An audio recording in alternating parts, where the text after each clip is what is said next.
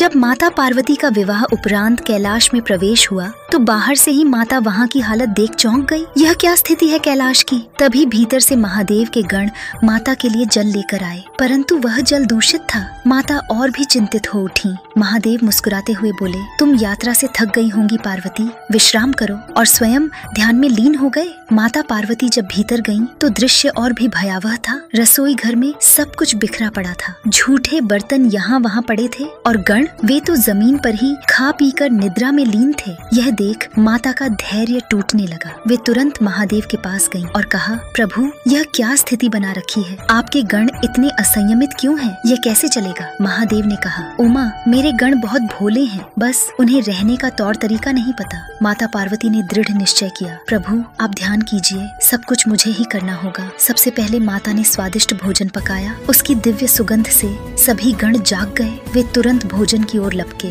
परंतु माता ने उन्हें रोक दिया। रुको, पहले इस भवन को स्वच्छ करो, स्नान कराओ, फिर हम महादेव की पूजा करेंगे, उसके उपरांत ही भोजन होगा। माता का आदेश सुनकर गण तुरंत सफाई में जुट गए, स्नान कर लौटे। फिर सभी ने मिलकर महादेव की पूजा की। तभी माता ने घंटी बजाई और जैसे ही घंटी की ध्वनि गूंजी, कैलाश की ओर बढ़ती तारकासुर की सेना पल भर में नष्ट हो गई, क्योंकि पूजा में बजने वाली घंटी से कोई भी नकारात्मक शक्ति गृह में प्रवेश नहीं कर सकती। तभी से माँ गौरी का नाम चंद्रघंटा पड़ा।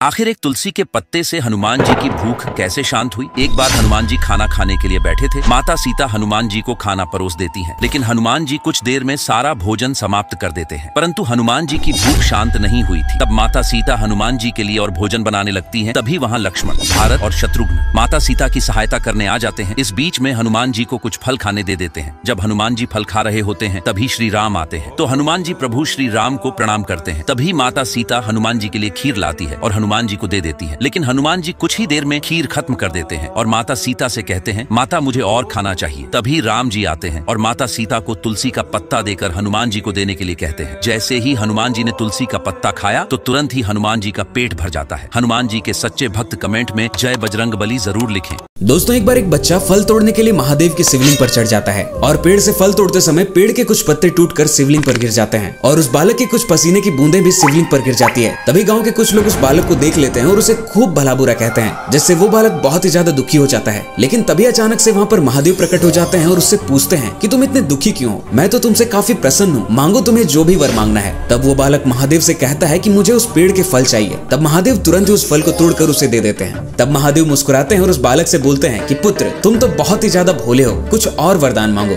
तब वो बालक कहता है कि मेरी माँ हमेशा कहती है कि जब तुम्हारे मामा आएंगे तो वो तुम्हारे लिए ढेर सारे खिलौने लाएंगे, लेकिन वो कभी नहीं आते। क्या आप मेरे मामा को ला सकते हैं? तब महादेव ने उस भोले बालक की बात को सुनकर तथास्तु बोल दिया। लेकिन जब उस बालक ने ये सब अपनी माँ को बताया तो उसकी माँ ने कहा कि इसके मामा तो मर चुके हैं, वो कैसे वापस आएंगे। फिर कुछ देर के बाद महादेव उस बालक के मामा बनकर आ जाते हैं। तब उसकी माता समझ जाती है कि ये कोई और नहीं बल्कि साक्षात महादेव है। दोस्तों, महादेव के चमत्कार के लिए कमेंट्स में ओम नमः शिवाय। जिस समय श्री हरि का विवाह माता लक्ष्मी से हो रहा था, उसी समय उनकी 5 बहन जो उनसे जलने लगी और अग्नि को साक्षी मानकर शपथ लिया कि वो देवी लक्ष्मी को श्री हरि से अलग कर खुद उनसे शादी कर लेगी। जिसके बाद माता लक्ष्मी के 5 बहन पताल लोक में जाकर घोर तपस्या करने लगी। 5 बहन को खतरनाक मछलियां अपना आहार बनाने लगी, लेकिन फिर भी वो तपस्या में लीन रही। तब अंत में श्री हरि ने उन्हें दर्शन दिया। तब 5 बहन ने कहा कि आप देवी लक्ष्मी को छोड़कर हम 5 बहन से शादी कर लीजिए। श्री हरि ने उन्हें ये वरदान दे दिया, जिसके बाद श्री हरि देवी लक्ष्मी के विवाह सहित सब कुछ भूल गए। 5 सुंदरी उन्हें पताल लोक ले गई और उन्हें बहुत सेवा सत्कार करने लगी। श्री हरि भी देवी लक्ष्मी को भूलकर उन 5 को दिल से चाहने लगे। फिर भी 5 बहन को डर था कि वो कहीं फिर न देवी लक्ष्मी के पास चला जाए, इसलिए उन्होंने श्री हरि से पुत्र की इच्छा प्रकट की। इसके बाद श्री हरि और उन 5 सुंदरी के संयोग से सभी को एक एक प्यारा संतान पैदा हुआ।